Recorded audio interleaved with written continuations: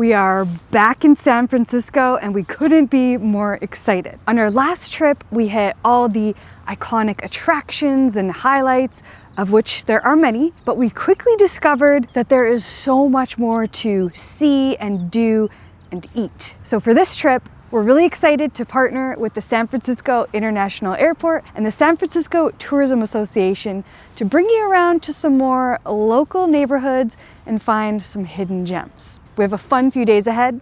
Let's go explore. This trip's mission started fittingly in the Mission, a neighborhood where every block tells a story, and those stories are best told through food. Before meeting up with secret food tours, we made our way to the area a little early, where I couldn't help but getting stopped in my tracks at the sight of letters across a cafe window that read, "Smashed Avocado Latte." Needless to say, I handed over my $7 and was pleasantly surprised by this creamy, fruity coffee love child. I think one of the best things about San Francisco is its many diverse neighborhoods, and the Mission is one of the best examples of that.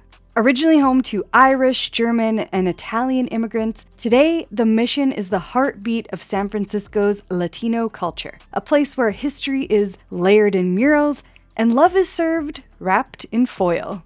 Alrighty, our first stop here on the food tour is for Mission-style burritos. And I'm really excited because on our last trip to San Francisco, everyone said, you must get a Mission-style burrito, and we never made it down here. So I'm really excited to see how these taste. Mission-style burritos are not really here to impress with their looks. In fact, they're more humble king than social media darling, but what they lack in aesthetics, they triple in taste. Tortillas stretched to the limit, cradling a glorious overstuffed mixture of meat, beans, rice, and salsa. And while I could wax poetic about their "you won't need to eat for the rest of the day" size, there's actually some fascinating history behind these burritos. After something savory, it was time for something sweet. So we made our way to a beloved family-run bakery that's been keeping the neighborhood sugared up for over 65 years. So is there any particular way to eat it? Just bite into it? Should I? With your mouth. Sorry. Should I like? It's not a suppository. Once I figured out how to eat it, it was warm, fluffy, and kissed with just the right amount of sweetness. Between bites, we wandered through the Mission's most vibrant storytellers, the murals. With over 400 of them splashed across alleyways and building facades, it's such a fun and colorful neighborhood to explore. Welcome to Balmy Alley. This is an incredible alleyway full of amazing art. This has been here since the 70s. Bold, vibrant, and deeply personal, these murals are snapshots of the community capturing its heritage, creativity, and spirit. Next, we hit Señor Sisig, known for its Filipino-Mexican flavor mashup. We went straight for their signature pork tacos. It's really easy to see why this spot went from food truck fame to full-on Bay Area staple, and it's definitely on our must-return list. And for the grand finale, we ended on a dark and decadent note. Chocolate, that is. Because while Ghirardelli may be the city's most famous chocolatier, Dandelion chocolate seems to rule the cocoa kingdom among locals. I barely resisted the urge to chug my sipping chocolate. It was thick, velvety, and the dictionary definition of rich and indulgent. Meanwhile, Chris went for the iced chocolate chai, creamy, spiced, and yes, I definitely stole a sip or two. With full stomachs and happy hearts, we took a much-needed stroll through Dolores Park. Our walk led us to the iconic Castro district, the beating heart of San Francisco's LGBTQ+ history and one of the most vibrant, welcoming neighborhoods in the city. We wandered through steep streets lined with brightly painted Victorian homes, the kind that make you wonder how anyone parallel parks here. We also found ourselves popping into some eclectic boutiques because this neighborhood has personality and so does its shopping. Oh, look at those suits, though. Those are some dangerous jackets. I like that. I like the one on the left. I think that's a U jacket. We also came across San Francisco's first ever Photobooth museum. Just around the corner from Castro Street, we found fully functional vintage photo booths. Some of them dated back to the 1950s, complete with that classic chemical-developed charm no iPhone filter can ever replicate. Naturally, Chris and I couldn't resist hopping in for a couple of strips. Okay. Shall we enter? Come on. Come on in. 6 seconds. Okay, what are we doing for this one? Yes. When does it start? Oh, there we are. Because honestly, who doesn't love cramming into a tiny booth, making goofy faces, and walking away with the ultimate fridge souvenir? 3 of them worked. Okay, so that's a pretty fun souvenir. I think they turned out pretty good. Entrance is free, but each of the booths range in price from about $6 to $9. Since we were in the area, I heard there was a small park with concrete slides, so we went to investigate. Chris, however, was less than amused about the prospect of conquering yet another hill. You know that thing where I'm like, no, we don't need to take a Waymo, we can just walk, it's only like 4 blocks. And now we're like going uphill at a 45-degree angle. Welcome to San Francisco. I'm stupid. Excuse my out-of-breathness. We are looking for a really cute little hidden gem just off the Castro neighborhood. This is Seward Mini Park, because in San Francisco, parks come with personality. And who needs another stairway when you can giggle your way down to the bottom? So, if you have little ones, check out this awesome little concrete slide. Isn't that cute? So you have to go down it now. That looks pretty fun, doesn't it? Are you gonna go down it? So I think on a fun summer day, bring a piece of cardboard and that's what you use to go down. So you're not going down? Not today. Use your jacket. Next time, friends. With that, it was time to check in to our hotel. For this leg of the trip, we're staying at the J. The J is a newly renovated luxury boutique hotel tucked away on the edge of the financial district.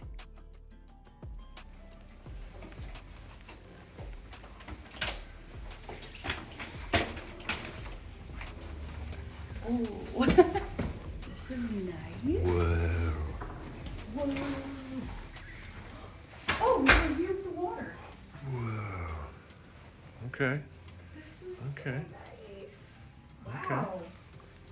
Quake Tower?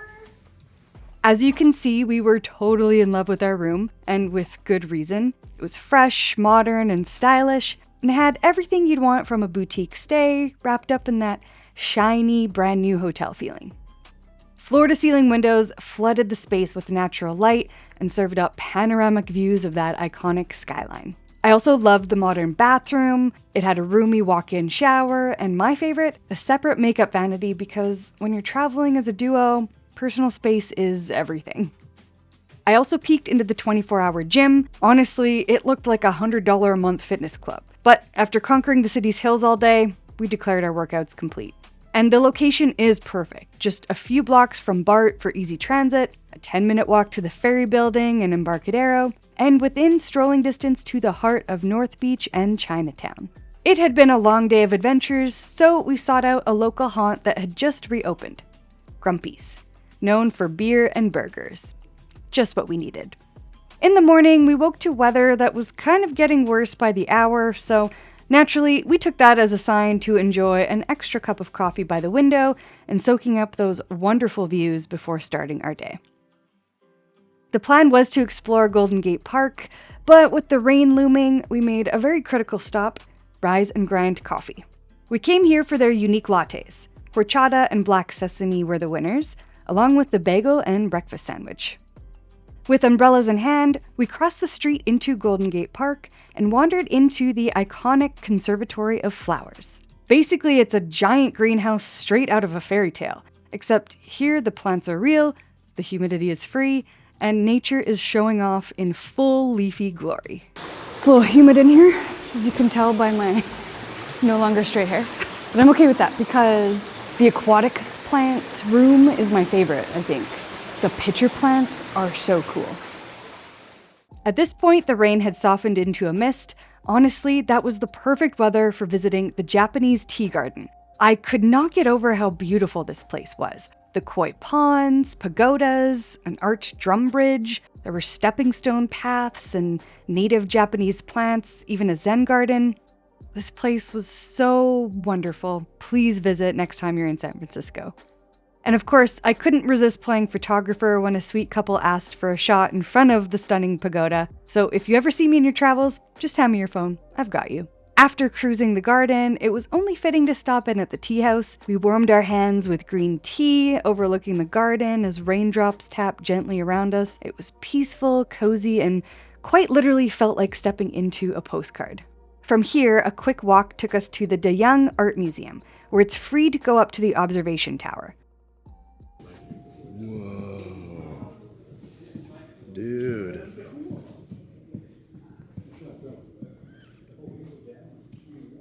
Up top, we were treated to a full-on panoramic view of the city. And honestly, this totally blew me away.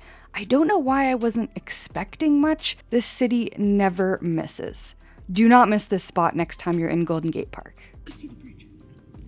Nice. Shifting from nature to quite the opposite, we made our way to just outside of the park and stopped in at Free Gold Watch, a pinball palace, where Chris hit the jackpot. He found his second favorite pinball game of all time, Star Trek TNG. Engage. Any guesses what his number one is? I spent a few quarters myself, and you know what the best part about pinball is? You don't even have to be any good to have fun. And to cap off our rainy afternoon, nothing felt more enticing than a quick pit stop at the iconic Buena Vista Cafe for an Irish coffee. If you know, you know. That evening, it was time to mix science and nightlife. We bought tickets to After Dark. This is the adults-only night that happens each Thursday at the California Academy of Sciences. We had lots of fun cruising the exhibits, drinks in hand, and Chris even gained rock star drummer status. I especially loved the earthquake simulator, which was actually pretty intense. I was fully prepared for some SF-themed nightmares after that. But I think the best part was the 4-story glass dome rainforest. It was lush, tropical, and full of exotic reptiles, cheery birds, and colorful butterflies.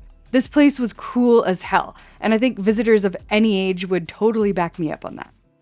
The aquarium that followed was equally captivating.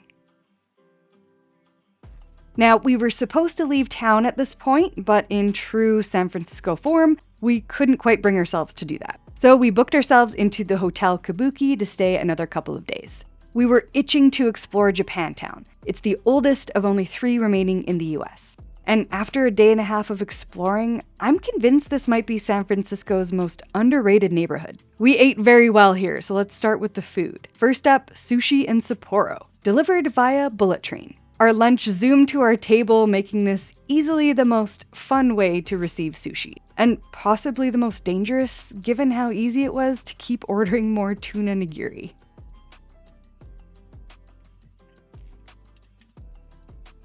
For dinner one night, we stumbled upon an absolute gem, Happy Shabu Shabu, a Japanese hot pot spot where it's all-you-can-eat meat and veggies that are simmered in your choice of broth. We ended up sitting across from a head chef at a local sushi restaurant, so we knew this place was going to be good. And sure enough, it delivered. Each bite got better and better, and no, I did not film us slurping up our broth. The plates may have been plastic here, but let's be honest, that was probably for the best when they started sending over house shots of sake. Now, beyond the food, the shopping in Japantown is next level. Unique and quirky and fun. Here are a few of my favorites. This is Fog Cats. If you have a friend obsessed with cats, you need to stop here. This is Paper Tree, an origami store that's been around for over 50 years. It's packed with intricate displays and origami supplies and kits and more. And then, of course, there's Japan Center Mall, which is basically a world of its own. We're talking bonsai trees, vintage clothing, sword shops, claw machine arcades, a gashapon store filled with capsule toy vending machines, manga shops, and of course, skincare and cosmetics. And yes, even more food, ramen and teppanyaki and beyond. But once again, we found ourselves powerless against the allure of conveyor belt sushi. Was it the best sushi we've ever had? Not really, but certainly not the worst. And what's not to love about watching a steady stream of sushi roll by, grabbing whatever looks the most delicious? No menu anxiety, no stress, just pure unfiltered sushi joy. There is no lack of nightlife here either. Across from our hotel was Dimple's, a small basement karaoke bar with big energy. And let's just say a couple of Sapporos can turn even the least qualified singers into full-blown rock stars. Sadly, we didn't have time this trip to visit Kabuki Springs. This is a Japanese-style bathhouse. It opened a little too late in the day for us, so we're saving that for the next trip. Because on this day, it was a full-blown blue sky, and that meant there was only one place to go.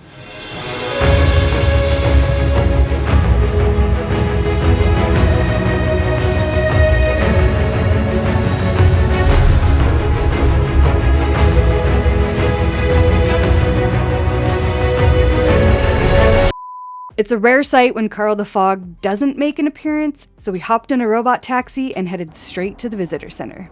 This is awesome. Yeah. Bye, robot. I love you.